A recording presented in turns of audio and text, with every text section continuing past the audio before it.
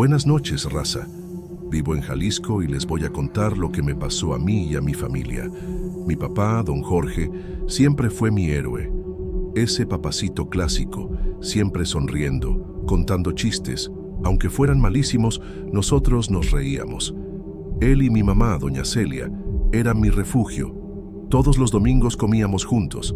Los espaguetis de mi mamá eran sagrados. A mi papá le encantaba platicar. Contaba cada historia de su juventud, de cuando jugaba fútbol en el equipo del barrio. Era un tipo súper cariñoso. Siempre me preguntaba cómo estaba, si necesitaba algo. Ese tipo de persona que ilumina el ambiente nomás con llegar, ¿saben? Nos hablábamos todos los días, aunque fuera una llamadita rápida. Y de repente, esta cosa rara empezó. Fue en una semana cualquiera, creo que era otoño, porque me acuerdo de las hojas secas en la banqueta. Mi papá se enfermó de calentura. Nada del otro mundo, una calentura pesada, de esas que te dejan sin fuerzas, con dolor de cuerpo. Mi mamá lo cuidó, le hizo caldito, le dio medicina.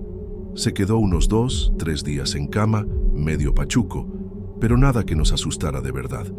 Hasta bromeamos que estaba aprovechando para tener unas vacaciones forzadas del trabajo. Él mismo decía que era nomás una indisposición tonta, que luego estaría como nuevo. Uno nunca se imagina, ¿verdad? Se alivió de la calentura. O sea, en unos 4 días ya no tenía temperatura alta. Ya andaba por la casa. Físicamente, parecía que se había recuperado bien. Volvió a comer bien. El color le regresó a la cara. Mi mamá se tranquilizó. Yo también, claro. Pensamos, órale, ya pasó el susto. La vida sigue.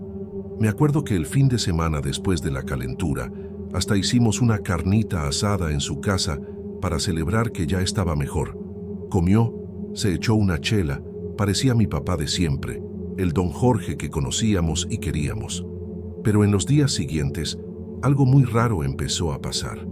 Despacito, casi imperceptible al principio, mi papá dejó de hablar. Así, de la nada. No es que estuviera enojado o triste, porque su expresión no era esa. Simplemente no hablaba. Le preguntábamos las cosas tipo, papá, ¿quieres café? O ¿cómo estuvo tu día? Y nomás nos veía. Una mirada atenta, fija, pero sin respuesta. Al principio, pensamos que era secuela de la calentura, ¿saben? Tipo, cansancio, o que todavía estaba medio decaído y no quería mucha plática. Tratamos de no presionarlo, pero fueron pasando los días, y su silencio continuaba. Y no era un silencio normal, de quien está callado en su rincón. Era un silencio pesado, cargado. Y su mirada, su mirada empezó a incomodarme profundamente. Observaba todo y a todos con una atención que no era normal. Parecía que estaba estudiando cada movimiento nuestro, cada respiración. Si yo agarraba un vaso de agua, sus ojos me seguían. Si mi mamá barría la casa, él seguía cada pasada de la escoba. Era una atención casi depredadora, no sé, difícil de explicar. Mi mamá empezó a preocuparse mucho, claro. Intentaba de todo para hacerlo hablar. Platicaba del pasado, le enseñaba fotos viejas, le contaba las novedades de los vecinos. Nada. Nomás veía, a veces con una sonrisita en la comisura de la boca, pero una sonrisa que no llegaba a los ojos. ¿Entienden? Una sonrisa que daba más miedo que tranquilidad. Empezamos a sentirnos vigilados dentro de nuestra propia casa o en la casa de él, pues era una sensación horrible, porque era mi papá ahí, pero al mismo tiempo no era. Ahí vino la parte más bizarra todavía. Empezó a imitarnos, cosa sutil al principio. Si yo me rascaba la cabeza, momentos después, él se rascaba la suya, de la misma manera. Si mi mamá se cruzaba de brazos, él también se cruzaba. Al principio, hasta pensamos que era casualidad, o que nos estábamos poniendo paranoicos, pero no era, era sistemático. Imitaba nuestros gestos, nuestras mañas, hasta la forma de caminar por la casa. Era como tener un espejo raro siguiéndote, un espejo que no reflejaba tu imagen, sino tus actos, con un pequeño retraso. Imagínense el ambiente que se puso. Tratábamos de platicar con él, preguntarle qué le pasaba, si se sentía bien, si necesitaba doctor. Él escuchaba todo atentamente con esa mirada fija y luego, cuando terminábamos de hablar, podía, por ejemplo, imitar la manera en que yo gesticulé mientras hablaba. Era enloquecedor. Era como si se estuviera burlando de nosotros, pero de una manera muda, pasiva. La angustia empezó a apretar de verdad. ¿Qué diablos le estaba pasando a mi papá? Lo llevamos al doctor, claro. Varios, médico general, neurólogo. Le hicieron un montón de estudios, tomografía, resonancia, todo lo que se puedan imaginar. Y nada, ningún resultado señalaba algo físico, ninguna lesión cerebral, ningún derrame, nada. Los doctores se quedaban sin saber qué decir. Algunos sugirieron que podía ser algo psicológico, un cuadro depresivo muy atípico, o algún tipo de bloqueo postviral por la calentura. Pero nadie tenía una respuesta concreta, y mi papá seguía ahí, mudo y observador. El día a día se volvió un infierno silencioso. Mi casa, que antes era mi refugio, ahora parecía escenario de película de suspenso. Yo trabajaba todo el día, pero la cabeza se me quedaba allá, con él. ¿Qué estaría haciendo? ¿Estaría viendo a mi mamá de esa manera rara? Llegaba a casa en la noche y lo primero era buscarlo, y ahí estaba, sentado en su sillón, viendo la nada, o mejor dicho, viendo todo. El ruido de la llave en la puerta, el chirrido del portón, todo parecía amplificado por ese silencio opresivo de él. La rutina en casa de mis papás se volvió un campo minado. Andábamos pisando huevos. Mi mamá, pobrecita, se adelgazaba a ojos vistas. Vivía con los ojos rojos de llorar a escondidas. Trataba de mantener las apariencias. Le hacía su comida favorita. Arreglaba la casa como siempre, pero la alegría había desaparecido. Era como si un fantasma hubiera ocupado el cuerpo de mi papá. Un fantasma que no asustaba con gritos, sino con un silencio y una observación que nos minaban la cordura poquito a poco. Y entonces pasó la primera vez. Yo estaba solo con él en la sala. Mi mamá había ido rapidito a la panadería. Yo estaba sentado en el sillón tratando de leer un libro, pero no me podía concentrar. Él estaba en su sillón, como siempre, viéndome. De repente, se inclinó un poquito hacia adelante, muy despacio, y susurró. Su voz, después de tanto tiempo, sonó ronca, casi un raspón. Y lo que dijo, caray, lo que dijo me heló la sangre de una manera que nunca voy a olvidar. Susurró un secreto mío, una cosa muy íntima, muy particular, algo que nunca le había contado a absolutamente nadie. Un pensamiento que tuve una vez, una cosa tonta, pero que me daba un poquito de pena. Y lo dijo, palabra por palabra, como si hubiera leído mi mente en ese exacto momento en que pensé eso, años atrás. Me quedé paralizado. ¿Cómo sabía eso? No había forma de que supiera. Lo vi, asustado, y él nomás me veía, con un brillo raro en los ojos, casi divertido. Mi mamá llegó y él volvió a su silencio normal, como si no hubiera pasado nada. Yo me quedé trastornado. Pasé la noche despierto, pensando en eso. ¿Habría sido mi imaginación? ¿El estrés me estaría haciendo escuchar cosas?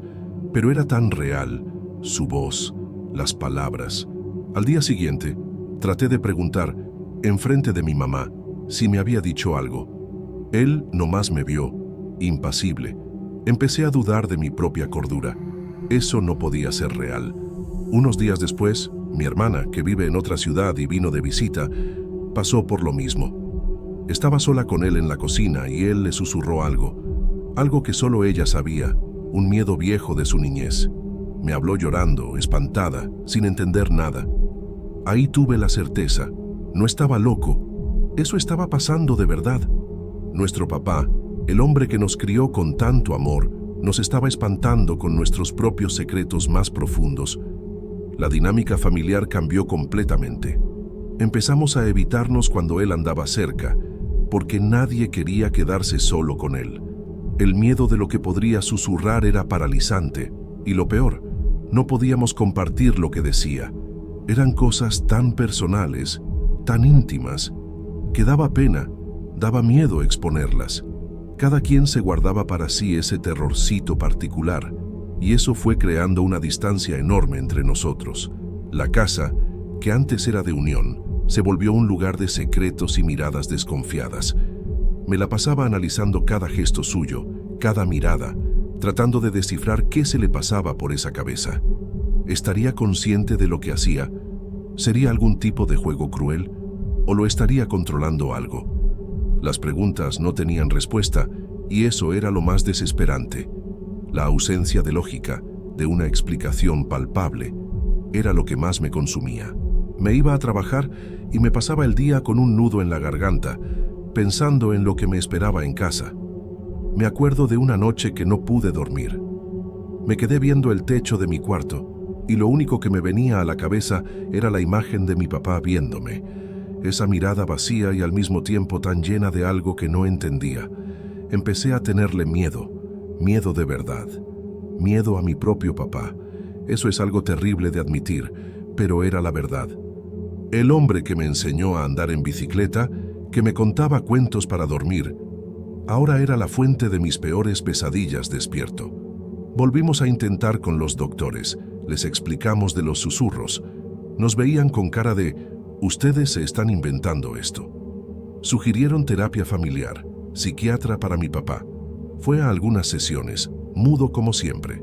No sirvió de nada. Parecía que estábamos en una burbuja de locura, y nadie de afuera podía entender la dimensión de lo que estaba pasando. Era fácil para ellos decir que era estrés, que nos estábamos sugestionando. Difícil era convivir con eso todos los santos días. El olor de la casa cambió para mí. Antes olía a pastel de mi mamá, a café recién hecho. Después empezó a oler a tensión, a miedo guardado. Los ruidos normales de la casa, el crujir de un mueble, el viento en la ventana, todo parecía el anuncio de algo malo. Evitaba quedarme solo en casa con él de cualquier manera. Si mi mamá necesitaba salir, yo me inventaba una excusa para ir con ella o me iba a casa de un amigo. Era cobarde, lo sé, pero ya no aguantaba más. Los susurros continuaron, esporádicos, pero siempre en el momento que menos esperábamos. Siempre cuando uno de nosotros estaba solo con él. Siempre eran cosas diferentes, fragmentos de pensamientos, miedos viejos, pequeñas culpas que cargábamos. Era como si tuviera acceso a un archivo secreto de nuestra alma y usara eso para desestabilizarnos. No era agresivo físicamente, nunca lo fue. Pero la violencia psicológica de eso era brutal, silenciosa y constante. Empecé a tener dificultad para verlo. Cuando nuestras miradas se cruzaban, sentía un escalofrío. Desviaba la mirada al instante. Era una mezcla de miedo, tristeza y una rabia impotente. Rabia por no entender. Rabia por ver a mi familia desmoronándose por dentro. Ese hombre que estaba ahí, en el cuerpo de mi papá, no era él. Pero entonces, ¿quién era? Esa pregunta resonaba en mi cabeza día y noche, sin tregua, sin una luz al final del túnel. Hubo una vez que estaba en la cocina, tarde en la noche, tomándome un vaso de leche para tratar de dormir. Él apareció en la puerta de la nada, silencioso como siempre. Casi se me cae el vaso. Se quedó parado, viéndome. Me helé. Esperé el susurro, ya preparándome para el impacto. Pero no dijo nada. Nomás se quedó ahí, observándome por unos 5 minutos que parecieron una eternidad. Después se dio la vuelta y regresó al cuarto, como si no hubiera pasado nada. Eso fue casi peor que los susurros, la expectativa, la tensión. Empecé a soñar con él. Sueños raros, en los que hablaba normal. Era mi papá de antes, pero sus ojos estaban vacíos, oscuros. Despertaba sudando frío, con el corazón acelerado. La falta de sueño empezó a afectarme en el trabajo. Vivía cansado, irritado. Mis compañeros me preguntaban si todo estaba bien. Yo cambiaba el tema. ¿Cómo explicar algo así? Iban a pensar que me estaba volviendo loco. Y a veces yo mismo pensaba eso. La duda sobre mi propia cordura era una tortura constante. Mi mamá trataba de mantener una rutina, por más difícil que fuera. Platicaba con él como si fuera a responder. Le contaba de su día. aunque sabía que solo tendría el silencio y su mirada como respuesta. Admiraba su fuerza, pero veía cuánto la consumía eso. A veces la cachaba llorando bajito en el cuarto, abrazada con una foto vieja de él, de cuando sonreía de verdad, con los ojos brillando. Esas escenas me partían el corazón en 1000 pedazos. La casa de mis papás, que antes estaba llena de vida, de risas, de pláticas altas, se volvió un lugar sombrío. El silencio solo se rompía con los sonidos de la tele, que mi mamá dejaba prendida fuerte para llenar el vacío, o con nuestros pasos dudosos. Comíamos en silencio, cada quien perdido en sus pensamientos, en sus miedos. Era como si una neblina hubiera bajado sobre nosotros, una neblina fría y pegajosa de la que no podíamos escapar. Una vez, llegué temprano del trabajo y lo encontré sentado en el portal, viendo la calle. Estaba imitando los gestos de un vecino nuestro, don Manuel, un viejito que caminaba medio encorvado y con bastón. Mi papá no necesitaba bastón, pero estaba con la columna arqueada, la mano apoyada en la rodilla como si cargara uno. Fue tan perturbador ver eso, esa mímica fría y precisa. No estaba jugando, no había humor ahí, era solo imitación. Uno se acostumbra a todo, ¿no? O casi todo. Con el tiempo, la intensidad del shock inicial disminuyó un poco, pero fue reemplazada por una tristeza crónica, una resignación pesada. Dejamos de buscar respuestas, dejamos de tratar de entender. Simplemente convivíamos. Era una carga diaria, pero aprendimos a cargarla. Los susurros se volvieron más raros, o tal vez aprendimos a protegernos mejor de ellos, evitando los momentos a solas. Lo más raro es que en público, o cuando había más gente en casa, tipo visitas, él era solo el señor mayor silencioso, educado a su manera muda, observador, pero sin las imitaciones obvias o las miradas penetrantes de más. Parecía que esa actuación macabra era reservada solo para nosotros, la familia íntima, como si supiera exactamente a quién atacar y cómo. Eso hacía todo aún más personal y doloroso. Me cambié de ciudad un tiempo después, por una oportunidad de trabajo. Fue una decisión difícil, dejar a mi mamá lidiando con eso más de cerca, pero necesitaba un respiro, necesitaba tratar de reconstruir algo de normalidad en mi vida. Hablaba todos los días, preguntaba cómo estaban las cosas. La respuesta siempre era la misma, todo igual por acá. Mi papá seguía igual, silencioso, observador, y de vez en cuando se escapaba un susurro. Mi hermana también se alejó un poco, físicamente. Sus visitas se volvieron más cortas, más espaciadas. No era por falta de amor, al contrario, era autopreservación. Nadie aguantaba esa atmósfera por mucho tiempo sin sentir la propia mente empezando a deshacerse. Era un veneno lento que nos corroía por dentro. El amor que le teníamos se mezclaba con miedo, con lástima, con una confusión sin fin. Hasta hoy, no sé qué le pasó a mi papá. Todavía está vivo, viviendo con mi mamá. La situación no ha cambiado mucho. Envejeció, claro, se puso más frágil físicamente. Pero la mirada, la observación, el silencio y los raros susurros siguen ahí. No hay diagnóstico, no hay explicación. Es solo él, o lo que sea que se apoderó de él después de esa calentura. Es un misterio que aprendimos a no tratar de resolver más, por miedo de lo que podríamos encontrar. Buenas noches, raza de la comunidad. Estoy aquí para compartir algo que me pasó hace unos años y que, lo juro, hasta hoy me deja con un apretón en el pecho nomás de recordarlo. Mi nombre es Carla, tengo 38 años ahorita, pero en la época de esta historia tenía como 32. Vivía en una ciudad grande, en un barrio sencillo y medio ruidoso, con mi hijo de 6 años, Pedro. Trabajaba como recepcionista en una clínica dental, un trabajo cansado, contestando el teléfono y lidiando con pacientes quejándose todo el día. Regresaba a casa agotada, agarrando un camión lleno, con olor a sudor y ruido de gente hablando fuerte. Vivíamos en un departamento pequeño, en un edificio viejo de 3 pisos, con paredes descarapeladas y sonido de vecinos peleando todo el tiempo. La vida no era fácil. Criaba a Pedro sola desde que su papá se desapareció. Y vivíamos contando centavitos para pagar renta y el mandado. A pesar de las dificultades, hacía de todo para darle un hogar a mi niño, que era súper tímido. Casi no hablaba con quien no conocía y parecía inseguro hasta para jugar con otros niños. Pero de repente, las cosas empezaron a cambiar de una manera que me dejó sin piso. Era un viernes por la noche. Me acuerdo que hacía un calor sofocante y llegué a casa más tarde de lo normal por un retraso del camión. El departamento estaba silencioso, solo con el sonido apagado de una tele prendida en el vecino de abajo. Nuestro lugar era bien sencillo.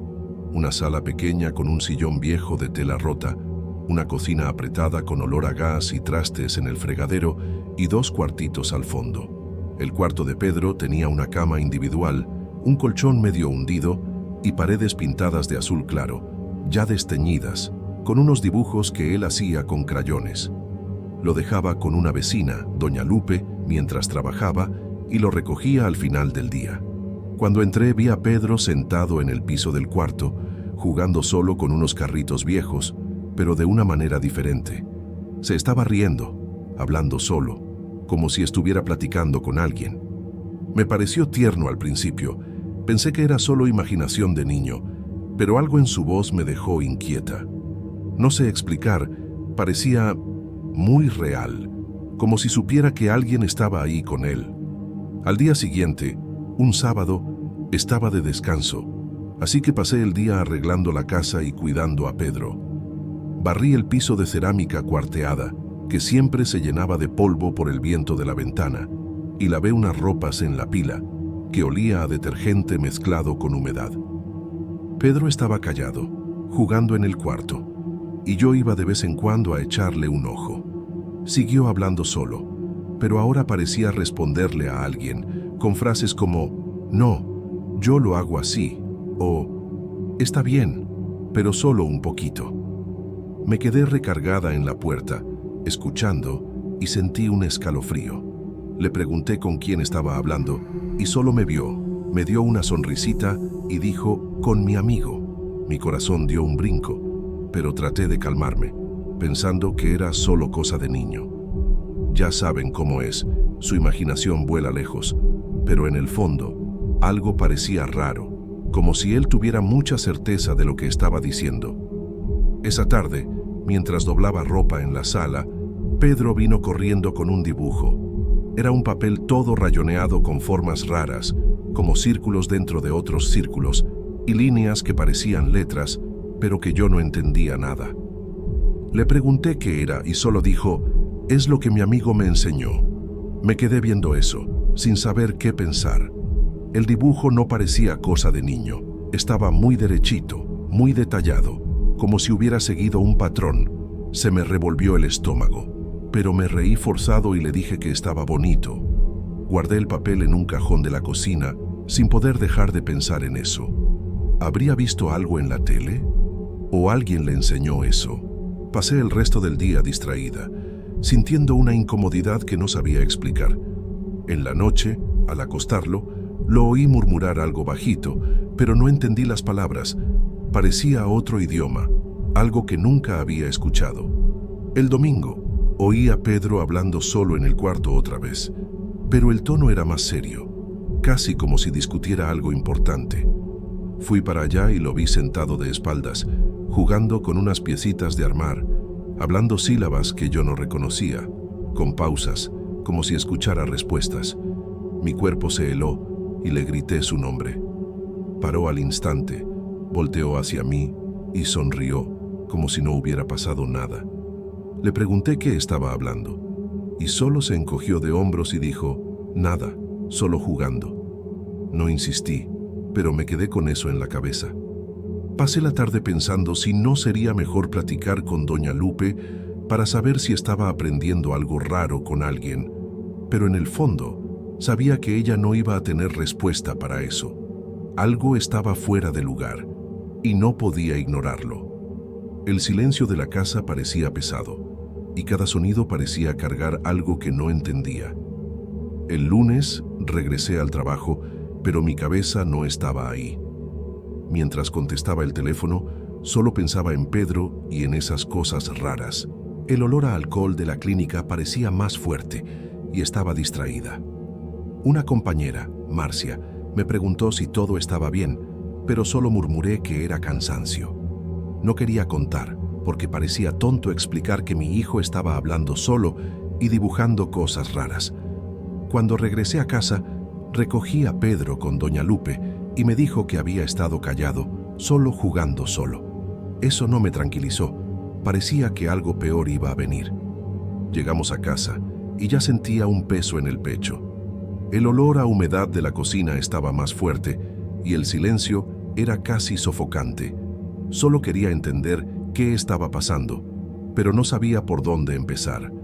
Entrando al departamento, puse la cena en la estufa mientras escuchaba a Pedro en el cuarto, hablando solo otra vez. El sonido de su voz era raro, parecía que estaba cantando algo, pero en un tono que no era de niño. Fui despacio hasta la puerta del cuarto. Estaba acostado en el piso, viendo al techo, hablando palabras que no entendía. Lo llamé para comer, y vino, pero se quedó callado, solo moviendo la comida con el tenedor.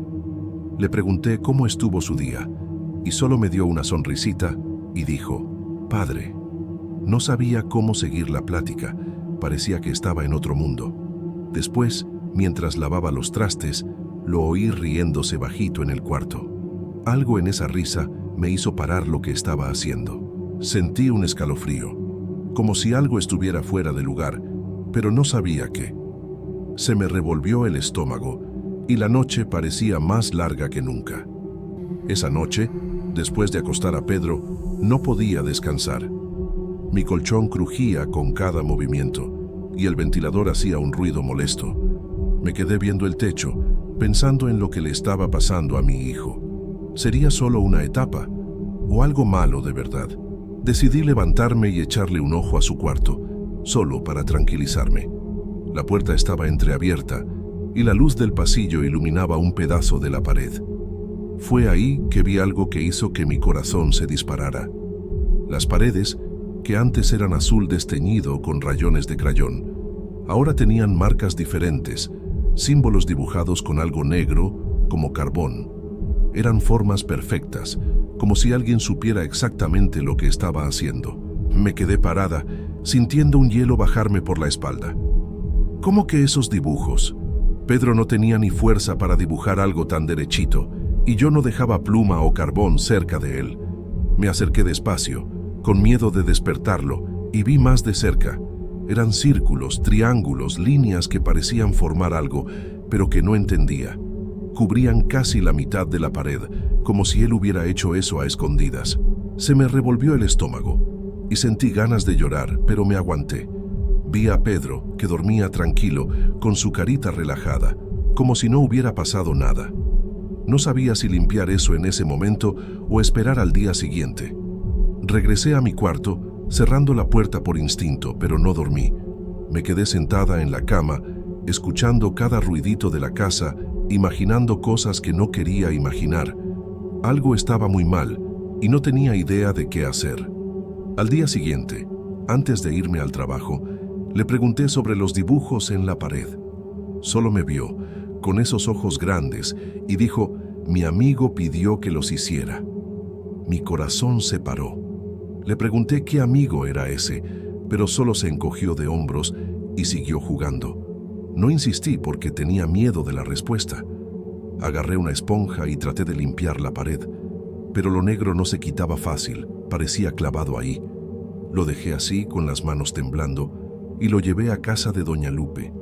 En el trabajo no me podía concentrar, solo pensaba en esos símbolos, en el tal amigo. Una compañera me regañó por un error tonto, pero ni le hice caso. Solo quería regresar a casa y entender eso, aunque no supiera cómo. Mi pecho parecía apretado todo el día. Llegando a casa, me senté en la cama de Pedro y le pregunté otra vez sobre el amigo. Estaba jugando con un peluche sin verme y dijo, «Él siempre está aquí, él sabe todo». Mi cuerpo se heló, pero traté de mantener la calma. Le pregunté dónde estaba ese amigo ahorita y señaló hacia la esquina del cuarto, donde no había nada, solo la pared con esos dibujos. Sentí un escalofrío fuerte, casi me levanté al instante. Vi hacia la esquina, medio esperando ver algo, pero no había nada. Me reí forzado. Le dije que era juego, pero por dentro era un caos. Ya no sabía si él se lo estaba inventando o si de verdad creía eso. Lo puse a cenar, pero mi cabeza no paraba. ¿Estaría exagerando? ¿O algo de verdad estaba mal ahí? Esa noche, oí a Pedro hablando otra vez, más fuerte, como si estuviera enojado con alguien. Fui al cuarto, sintiendo el corazón en la boca, y lo vi sentado en la cama, viendo la nada, hablando esas palabras raras. Parecía una discusión, con pausas, como si escuchara respuestas. Le grité su nombre, y paró, me vio y dijo, «A él no le gusta cuando interrumpes». Mi sangre se heló, sentí un peso en el pecho que no se podía describir. Le pregunté quién no le gustaba, pero solo movió la cabeza y se acostó, como si no hubiera pasado nada. Me quedé ahí parada viendo las paredes, los dibujos, el cuarto que antes era normal. No dormí. Pasé la noche en el sillón, escuchando cada sonido de la casa, el crujir del edificio, todo parecía una amenaza. Tenía miedo de mi hijo, o de lo que fuera que estuviera con él. En los días siguientes, las cosas empeoraron. Pedro empezó a responder cosas que no tenía cómo saber. Una vez, yo estaba hablando por teléfono sobre un problema de impuestos en el trabajo, y él dijo, «Solo pide el recibo de la deducción, ma». Me quedé viéndolo, sin reacción. ¿Cómo iba a saber eso un niño de 6 años? Le pregunté dónde aprendió, y solo dijo, «Mi amigo me explicó». Mi corazón se disparó, sentí un nudo en la garganta. No era solo juego, era algo que no podía explicar. Los dibujos en las paredes aumentaron, cubriendo casi todo el lado de la cama, con formas complicadas, como mapas o códigos. No podía limpiarlos.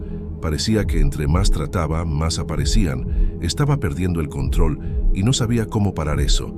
En el trabajo, estaba difícil concentrarme. Tiraba cosas, se me olvidaban recados, y Marcia me preguntó si estaba enferma. Solo daba una sonrisa forzada, pero por dentro era un desastre.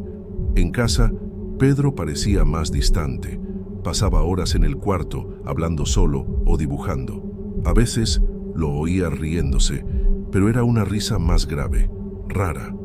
Empecé a evitar entrar a su cuarto en la noche. Sentía un peso ahí, como si el aire estuviera más pesado.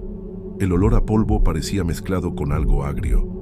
Me estaba dando miedo quedarme sola con él, pero no sabía a quién pedirle ayuda. No quería que pensaran que estaba loca o que no cuidaba a mi hijo. Solo quería que las cosas regresaran a la normalidad, pero parecía imposible. Una mañana, mientras arreglaba a Pedro, me vio y dijo algo en un idioma que no entendía, con una voz grave, casi ronca, que no parecía la suya. Me vio fijo como si supiera que no iba a entender. Me quedé sin reacción, sintiendo un frío en la panza. Le pregunté qué dijo y se rió y habló, «Nada, solo jugando». Pero no parecía juego. Lo llevé con la vecina con las manos temblando y en el trabajo pasé el día con eso en la cabeza. Cuando regresé estaba dibujando en la pared del pasillo con un pedazo de carbón que ni sabía de dónde salió.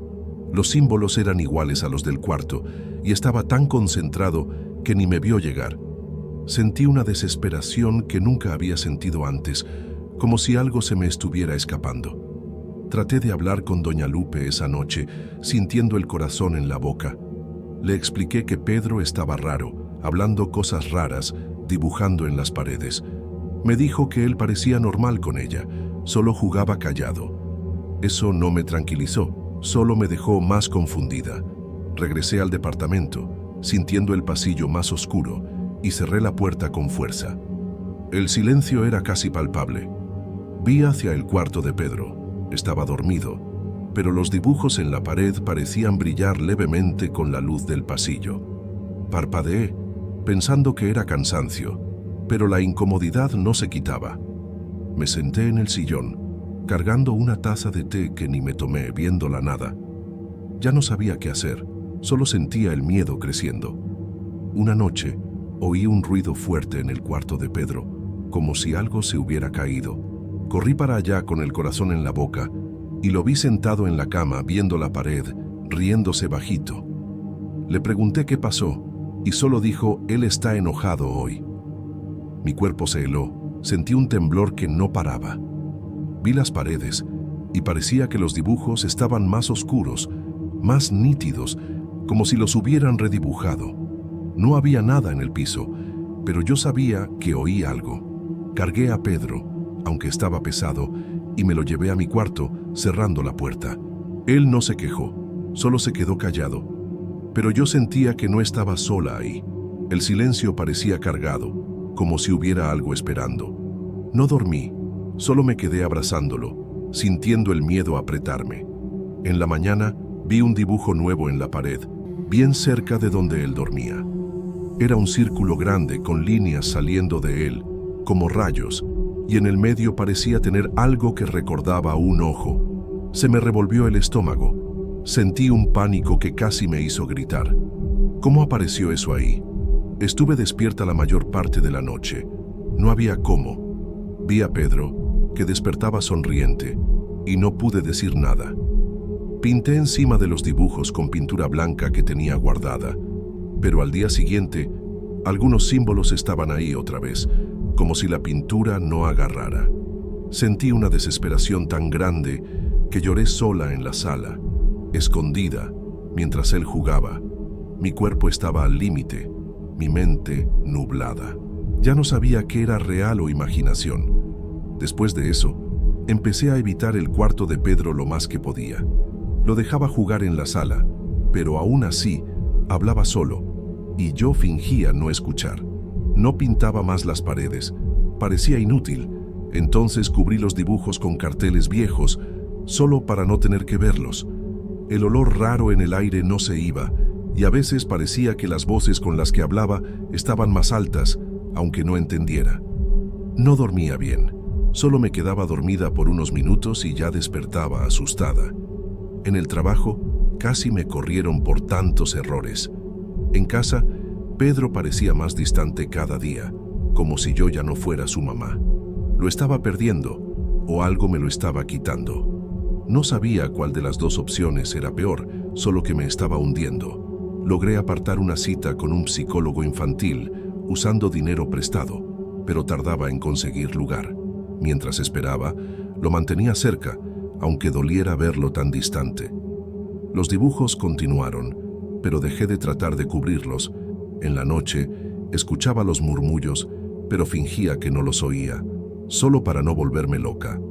Traté de seguir el consejo de llevarlo a jugar con otros niños, pero él no se juntaba, solo se quedaba en un rincón, hablando bajito. No sabía si estaba mejorando o si yo solo estaba fingiendo que estaba. Solo sabía que algo en mí había cambiado, y en Pedro también. Ya no podía verlo como antes, por más que tratara. El peso en el pecho no se iba. Parecía que iba a cargar eso para siempre. Hasta hoy. No sé qué pasó de verdad en esa época. Pedro está más grande ahora, y algunas cosas parecen haber pasado, pero otras no.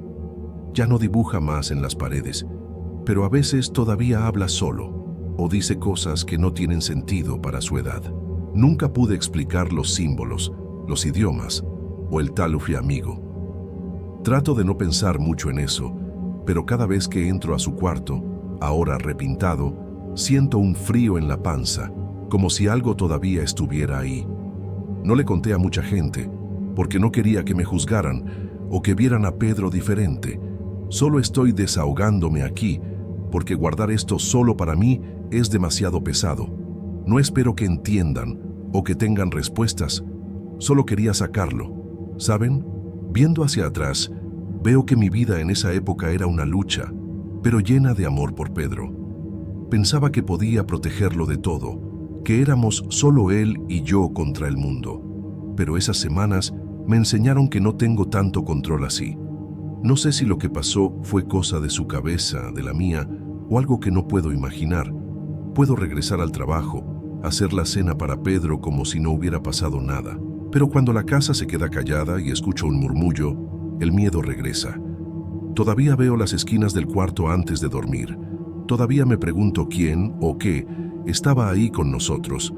No sé si algún día voy a dejar de preguntármelo. No me cambié de departamento porque no había cómo. Seguimos ahí en ese lugar que ya no parece el mismo. Empecé a cerrar las puertas con más cuidado, a checar cada rincón antes de dormir, aunque sepa que no sirve. El olor a humedad todavía está ahí, el ruido del ventilador también, pero ahora todo tiene un peso diferente. Pedro crece, pero el miedo no se fue. A veces, despierto a medianoche y voy hasta su cuarto, solo para asegurarme de que todo está bien. No veo nada, pero siento como si hubiera algo ahí, algo que no puedo agarrar. No sé si esto va a pasar o si voy a cargar esto para siempre. Buenas noches, raza. En este espacio me siento cómodo para relatar lo que me pasó. En los últimos meses, esta situación me hizo cuestionar todo lo que pensaba sobre el mundo. Empezó con cosas pequeñas. Perdí las llaves del carro 3 veces en la misma semana. Mi celular se descompuso de la nada. Me pasaron por encima en una promoción del trabajo que estaba prácticamente segura. Al principio, pensé que era solo una mala racha. Todo mundo pasa por eso de vez en cuando. Pero entonces las cosas fueron empeorando. Tuve un accidente de carro. Nada grave, pero me costó una lana que no tenía. Hackearon mi cuenta del banco. Mi perro se enfermó de repente. Era como si una nube negra se hubiera instalado permanentemente sobre mi cabeza. Mi relación con Carla también empezó a sufrir. Estábamos casados desde hacía 8 años. Siempre tuvimos nuestros altos y bajos como cualquier pareja. Pero de repente parecía que ya no nos podíamos entender. Ella estaba distante, salía más con las amigas. Llegaba tarde y no me daba explicaciones. Cuando trataba de platicar, cambiaba el tema o decía que yo estaba paranoico. Empecé a dormir mal, despertaba cansado, como si hubiera pasado toda la noche despierto, aunque me hubiera acostado temprano. Mi mamá siempre decía que los problemas de sueño son la primera señal de que algo no anda bien en la vida, y por primera vez empecé a darle la razón. Una mañana, desperté con dolor en el cuello, de esos que sientes cuando duermes en mala posición. Le eché la culpa a la almohada, que ya estaba vieja, y decidí cambiarla. Fue cuando quité la funda que noté algo raro. Había una costurita irregular en una de las esquinas de la almohada, diferente del resto del acabado. Parecía hecha a mano, con hilo negro, y no combinaba con el resto de la costura industrial. Me pareció extraño. La almohada no era tan vieja como para que la hubieran remendado, y no me acordaba de que Carla hubiera mencionado algo sobre arreglarla. Por curiosidad, agarré unas tijeras y corté los puntos con cuidado. Conforme abría la pequeña abertura, sentí algo sólido ahí adentro, entre el relleno. Metí los dedos y saqué el objeto raro. Era un medallón, del tamaño de una moneda de 10 pesos, hecho de un metal ennegrecido que parecía muy antiguo. De un lado, tenía símbolos grabados que nunca había visto antes. No parecían de ningún alfabeto que conociera. Del otro lado, había lo que parecía ser un dibujo de 2 personas separadas por una línea en zigzag. Me quedé viendo eso en mi mano, completamente confundido. ¿Cómo fue a parar eso dentro de mi almohada? ¿Por qué alguien pondría eso ahí? Un escalofrío me recorrió la espalda cuando me di cuenta de que eso no podía haber sido un accidente. Alguien había cosido deliberadamente ese medallón dentro de la almohada donde recostaba mi cabeza todas las noches. Guardé el medallón en la bolsa e hice la cama como si no hubiera pasado nada. Decidí no comentarle nada a Carla inmediatamente. Quería observar, ver si notaba algo diferente, si preguntaba sobre la almohada. Pasé todo el día en el trabajo pensando en eso, buscando en el celular sobre símbolos raros y amuletos. Encontré información sobre talismanes de magia simpática, donde se usan objetos para influir en las personas a distancia. La idea me parecía absurda, pero al mismo tiempo no podía dejar de pensar en la coincidencia entre ese objeto raro y mi reciente racha de mala suerte. Cuando llegué a casa esa noche, Carla estaba en la cocina preparando la cena, actuando normal, como si no estuviera pasando nada. Durante la cena, traté de sacar el tema casualmente. ¿Tú crees en esas cosas de amuletos, talismanes, ese tipo de cosas? Le pregunté, tratando de parecer solo curioso. Carla dejó de comer y me vio de una manera rara, como si estuviera evaluando qué decir. ¿Por qué la pregunta?, me respondió, con una voz que trataba de parecer desinteresada, pero yo la conocía demasiado bien como para no notar la tensión. Nada específico. Mentí. Solo vi un video hoy sobre eso y me pareció curioso. Se encogió de hombros y dijo que le parecía una tontería, pero sus ojos no se encontraban con los míos mientras hablaba. Esa reacción solo aumentó mis sospechas.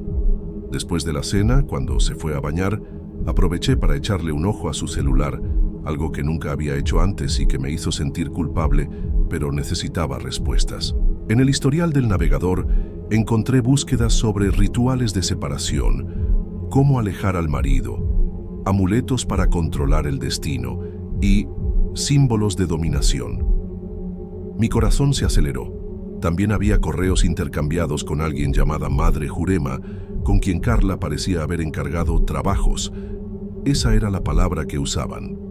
En uno de los correos había la confirmación del envío de un paquete especial que contenía un medallón de control e instrucciones específicas de cómo usarlo. El correo era de hace 3 meses, exactamente cuando empezó mi racha de mala suerte. Sentí que se me hundía el estómago. La persona con quien compartía mi vida, mi casa, mi cama, estaba deliberadamente tratando de perjudicarme.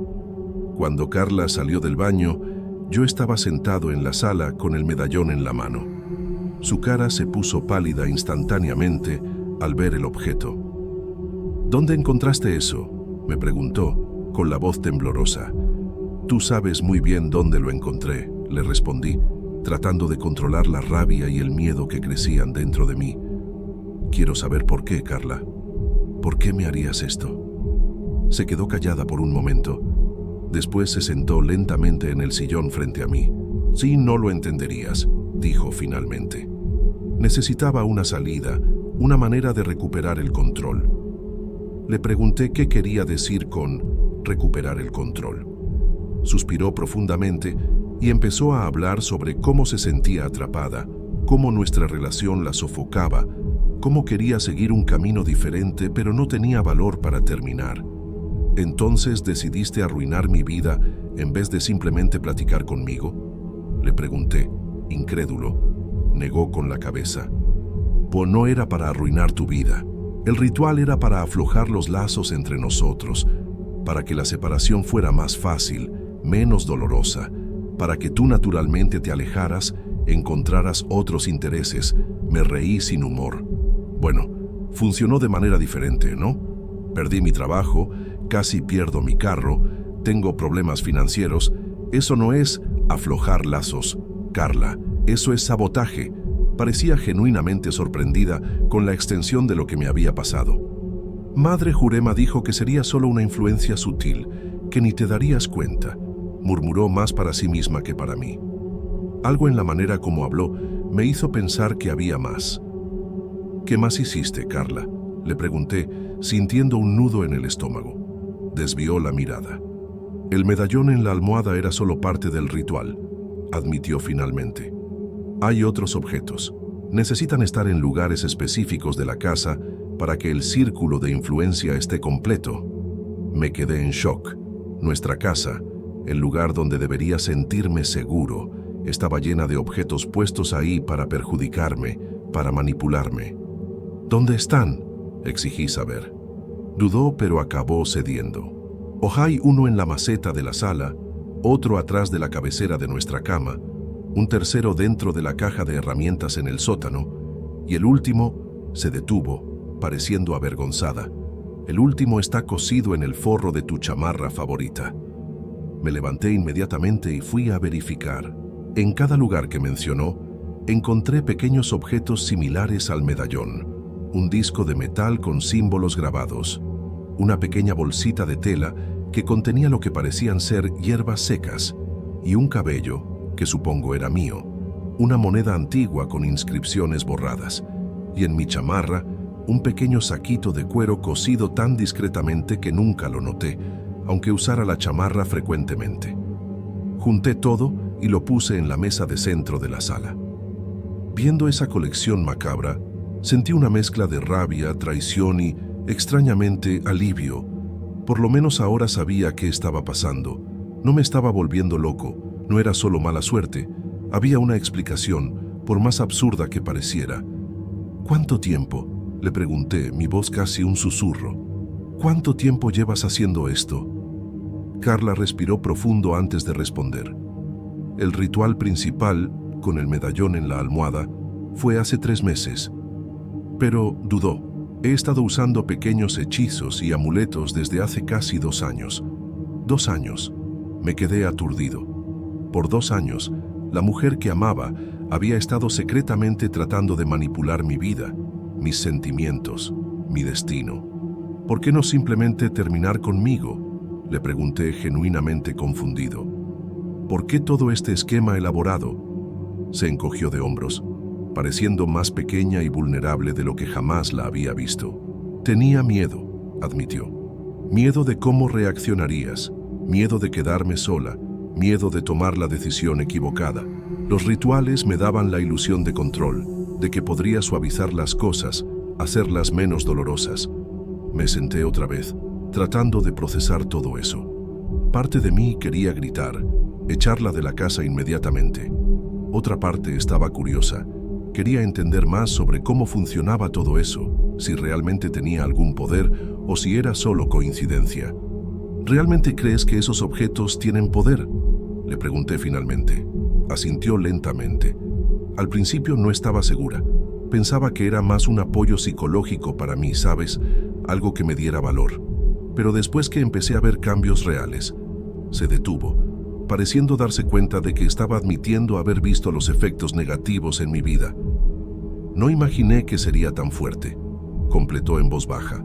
Madre Jurema dijo que los efectos serían proporcionales a la resistencia de la persona. Entre más resistieras a la separación, más intensos serían los efectos. Esa noche fue larga. Platicamos hasta el amanecer, exponiendo verdades dolorosas que nos habíamos ocultado uno al otro por años. Carla admitió que ya no me amaba como antes, que se sentía atrapada y quería experimentar la vida de otras formas. Yo confesé que había notado su alejamiento, pero preferí ignorar las señales, con miedo de lo que significarían para nuestro futuro. Al final, decidimos que necesitábamos separarnos, no por los rituales o medallones, sino porque nuestra relación ya no era saludable para ninguno de los dos. Ella aceptó salir de casa al día siguiente y quedarse en casa de una amiga hasta encontrar su propio lugar. Antes de irnos a dormir, ella en el sillón, yo en el cuarto, le pedí que juntara todos los objetos que había escondido por la casa. Quería asegurarme de que no quedara nada más.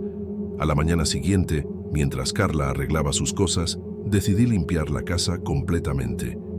Quería quitar cualquier rastro de esos rituales, cualquier energía negativa que se pudiera haber acumulado. Mientras limpiaba el closet del pasillo, encontré una caja antigua que no recordaba haber visto antes.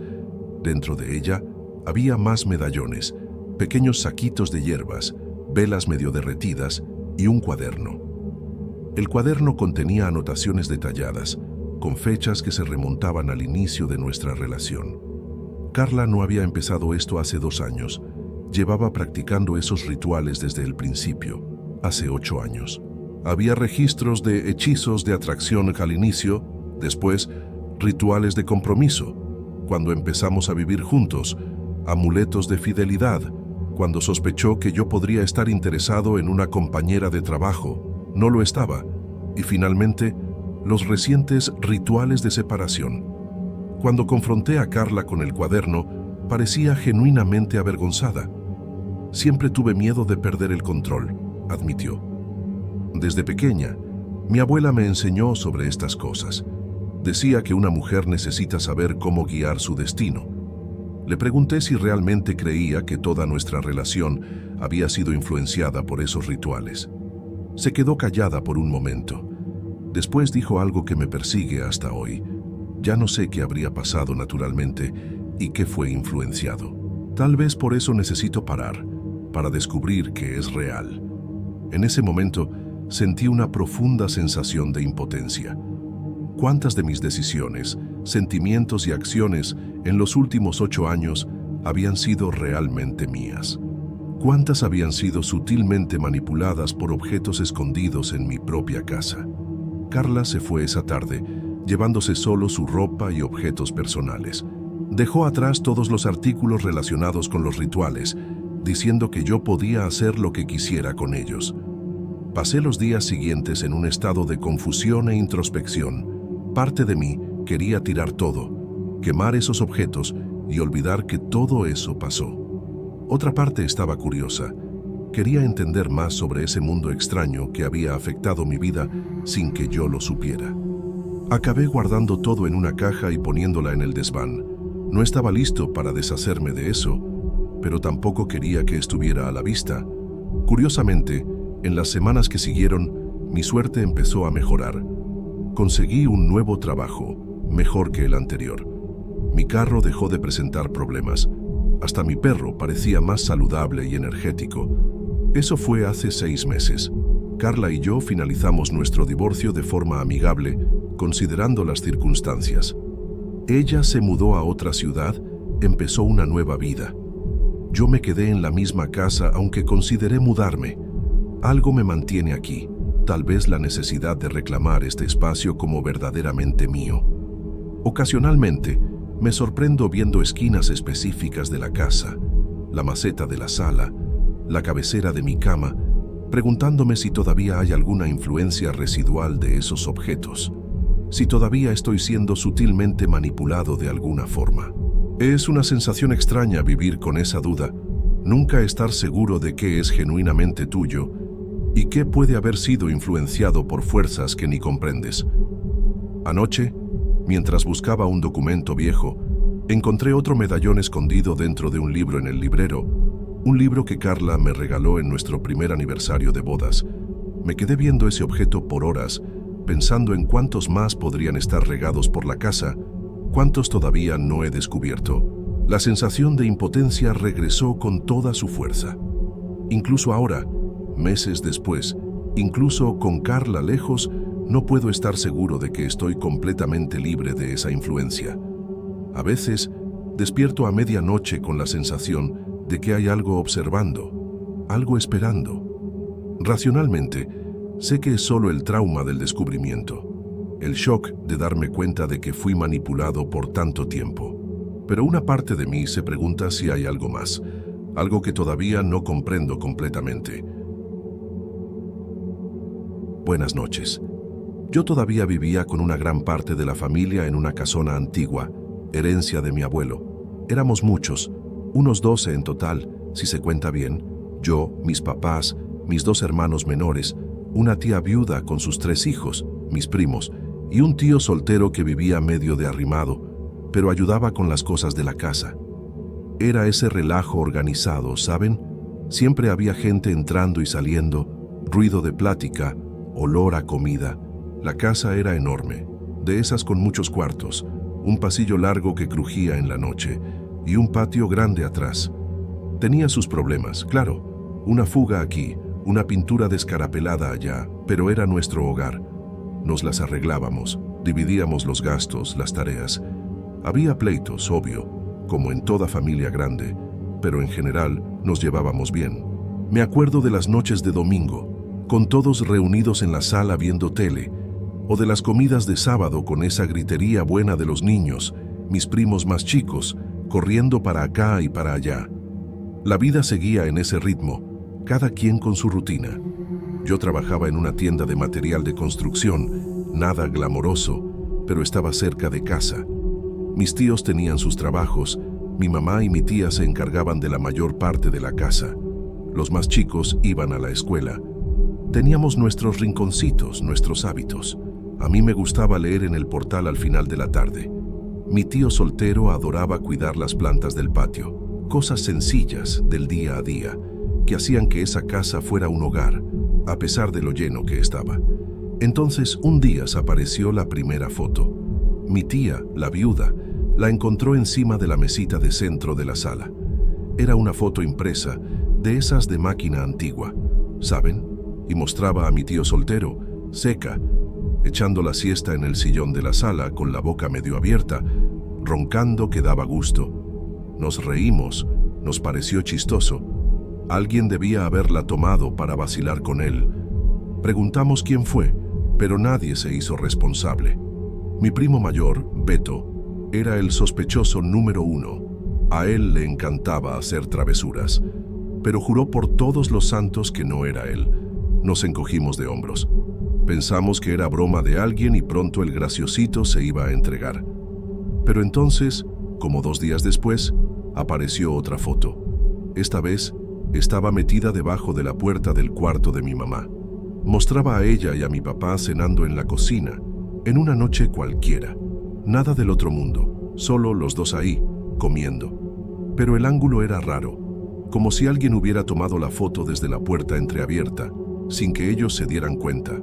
Mi mamá se sintió medio incómoda, pero todavía trató de tomárselo a la ligera, pensando que era uno de los sobrinos haciendo travesuras.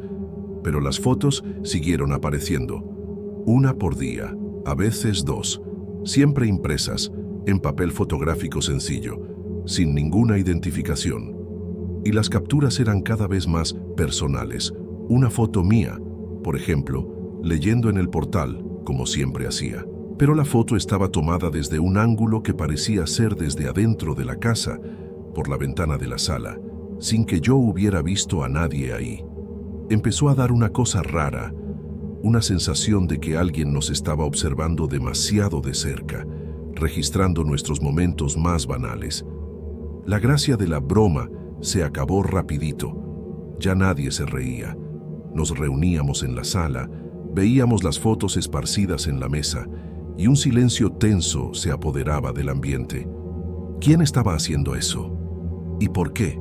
Las fotos no eran amenazantes en el contenido en sí, no mostraban nada ilegal o demasiado vergonzoso, pero la forma como estaban tomadas y el hecho de que aparecieran de la nada era profundamente perturbador. Era una invasión silenciosa de nuestra privacidad dentro de nuestra propia casa. Una de las fotos que más nos impactó fue una de mi prima adolescente, Lía. Estaba en el baño. La puerta estaba solo recargada, no totalmente cerrada, y la foto la captó de espaldas, peinándose frente al espejo. Cuando mi tía vio eso, se puso blanca. Fue un escándalo. Gritó, lloró, dijo que eso era cosa de maníaco. Y tenía razón. Eso pasó de una broma sin gracia a algo muy serio, muy invasivo. La sensación de vulnerabilidad empezó a pesar en todos nosotros. Empezamos a vernos de manera diferente. La desconfianza empezó a brotar como mala hierba. Si las fotos estaban tomadas desde adentro de la casa, por alguien que conocía nuestros hábitos, solo podía ser uno de nosotros. Pero, ¿quién? ¿Y por qué? Tratábamos de platicar, hacer un pacto para que quien estuviera haciendo eso parara, pero nadie se acusaba, nadie confesaba. Cada negativa solo aumentaba la sospecha sobre los otros. Esa unión familiar empezó a agrietarse. Despacito, la casa, que antes era nuestro refugio, se volvió un lugar de tensión. Empezamos a sentirnos vigilados todo el tiempo. Cada ruido, cada sombra, parecía ser el fotógrafo misterioso. Me cachaba volteando por encima del hombro dentro de casa, cerrando con llave la puerta de mi cuarto, cosa que nunca hacía antes. El simple acto de bañarse o cambiarse de ropa se volvió un momento de ansiedad. ¿Habría alguien espiando? ¿Ese momento íntimo se volvería la próxima foto tirada por la casa? Tratamos de encontrar alguna lógica. ¿Sería que alguien de afuera estaba entrando a la casa? ¿Pero cómo? Las puertas y ventanas siempre estaban cerradas en la noche, y durante el día siempre había alguien en casa. Y las fotos eran muy específicas, captaban momentos que solo quien vivía ahí sabría. Mi tío Seca, que era más sistemático, trató de montar una vigilancia, pero era imposible cubrir todos los cuartos de esa casa enorme todo el tiempo y con tanta gente circulando. Las comidas en familia, que antes eran ruidosas y alegres, se pusieron raras. Comíamos en silencio o con pláticas forzadas, todos estudiándonos discretamente. ¿Quién desviaba la mirada muy rápido? ¿Quién parecía nervioso? ¿Quién parecía demasiado indiferente? Cualquier cosita se volvía motivo de sospecha. Mi primo Beto, que era el payaso del grupo, se quedó callado, amargado. Él era uno de los más sospechosos, por el historial, y sentía el peso de las miradas. Empezamos a pelear por motivos tontos, pero en el fondo, la causa siempre era la misma: las malditas fotos. Mi tía, mamá de Lía, llegó a acusar a uno de mis hermanos menores, que era muy curioso y andaba siempre con una cámara vieja que encontró. El niño lloró, juró que no era él y yo le creía, pero la semilla de la duda ya estaba plantada. Nadie confiaba en nadie al 100%. Era horrible sentir eso por las personas que amabas. Me acuerdo de una foto específica mía que apareció en mi cajón de calcetines. Yo estaba en la cocina, de madrugada, atacando el refrigerador, en pijama vieja. Una escena totalmente banal, pero que me dio escalofríos. Alguien había entrado a mi cuarto, había tocado mis cosas para dejar esa foto ahí. La sensación de invasión fue tan fuerte que me dio náusea. ¿Quién habría hecho eso? ¿Uno de mis hermanos? ¿Mis papás? ¿Un primo? La cabeza se hacía 1000 nudos. La paranoia se instaló de una vez. Empezamos a esconder las cosas, a tener secretos unos de otros, aunque fueran cosas pequeñas. El miedo de ser el próximo en ser expuesto, o peor, de ser injustamente acusado de ser el fotógrafo, era constante. La convivencia, que ya era un desafío en una casa con 12 personas, se volvió casi imposible. El aire se puso pesado, cargado de cosas no dichas y de sospechas mutuas. Algunos empezaron a teorizar que podría ser algo sobrenatural, un fantasma en la casa vieja, pero las fotos eran tan físicas, tan reales. Papel fotográfico, impresión común. No parecía cosa de otro mundo, parecía cosa de gente, y eso era lo más espantoso. Saber que el monstruo podía ser alguien que dormía en el cuarto de al lado, alguien con quien compartías el pan. Mi tío Seca, que era un tipo tranquilo, empezó a ponerse arisco. Casi no salía de su cuarto. Él había sido uno de los primeros blancos, y creo que eso lo afectó mucho. Él, que siempre cuidaba el jardín con tanto cariño, abandonó las plantas. Su tristeza era palpable. Cada uno de nosotros estaba siendo afectado de una manera, corroído por dentro por esa situación insoportable. Me acuerdo de una noche que desperté con un ruido en el pasillo. Mi corazón se aceleró. Me quedé inmóvil en la cama, escuchando. Eran solo los crujidos normales de la madera vieja de la casa, pero en mi cabeza era el fotógrafo actuando. No pude volver a dormir. Pasé el resto de la noche viendo hacia la rendija de la puerta, imaginando quién podría estar del otro lado, con una cámara en la mano. El sueño se volvió un lujo raro. Dejamos de dejar las puertas de los cuartos entreabiertas, aunque hiciera calor. El baño se volvió un fuerte, con la puerta cerrada con llave y la llave del lado de adentro. Pequeños cambios de hábito que mostraban cuánto nos sentíamos acorralados. La espontaneidad de la vida en familia desapareció. Todo era calculado, pensado, para evitar dar pie a una nueva foto. Mi mamá y mi tía intentaron una plática seria con todos, una especie de ultimátum. Quien esté haciendo esto, por favor, que pare. Esto está destruyendo nuestra familia. Hubo llanto. Hubo promesas de que nadie ahí haría algo así. Pero las fotos siguieron apareciendo. Tal vez con menos frecuencia, pero aparecían. Cada nueva foto era como un golpe en el estómago, un recordatorio de que la pesadilla no había terminado. La situación se volvió insostenible. Ya no se podía vivir así. La primera en irse fue mi tía viuda, con sus hijos. Dijo que ya no aguantaba más, que necesitaba proteger la salud mental de sus hijos y la suya. Rentó una casita más pequeña, en otro barrio. Fue un golpe. La casa se quedó más vacía, pero no menos tensa. Su ausencia se sentía, pero la fuente del problema seguía ahí. Después, mi tío Seca también se las arregló para mudarse. Se fue a vivir con un amigo. Casi no se despidió. Solo agarró sus pocas cosas y desapareció. Lo entendíamos. Nadie lo juzgaba. Cada quien estaba tratando de sobrevivir a eso a su manera. La casa grande se iba vaciando y el misterio de las fotos seguía sin solución, flotando sobre los que nos quedábamos. Mis papás, mis hermanos y yo nos quedamos un tiempo más. Las fotos se fueron espaciando cada vez más, hasta que un día simplemente dejaron de aparecer. Así, de la nada, como habían empezado, no hubo explicación, no hubo confesión, solo el silencio. Pero no era un silencio de paz, era un silencio cargado de malos recuerdos, de cicatrices que no cerraban. Nunca descubrimos quién tomaba las fotos, nunca, hasta hoy.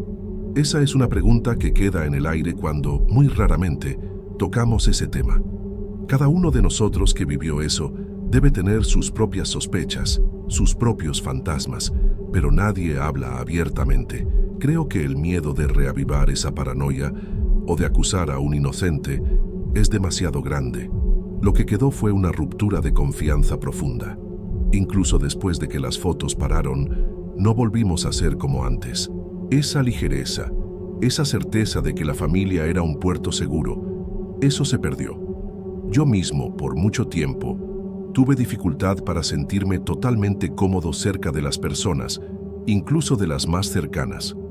La sensación de estar siendo observado, juzgado, tardó mucho en disminuir. La casa grande acabó siendo vendida un tiempo después. Ya nadie quería vivir ahí. Era como si las paredes hubieran absorbido toda esa angustia, toda esa desconfianza.